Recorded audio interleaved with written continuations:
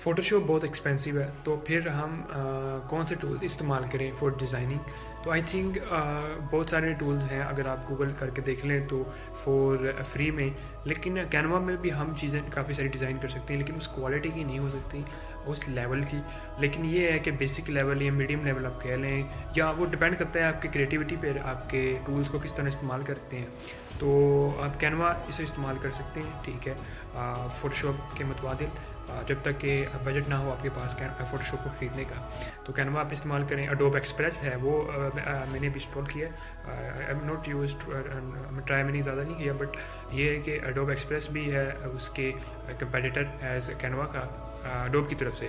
तो ये कुछ सॉफ्टवेयर हैं, और काफ़ी सारे आपको मिल जाएंगे। किटल आई थिंक एक वेबसाइट है, तो बहुत सारे आपको मिल जाएंगे। तो आप उनसे आप अपना जो है वो स्टार्ट करें काम इंशाल्लाह। आहिस्ता आहिस्ता जब बजट आपको इनकम बढ़ जाए, या आपको आपका जो है वो हो जाए, तो आप उसको फ़ोटोशॉप में कर सकते हैं।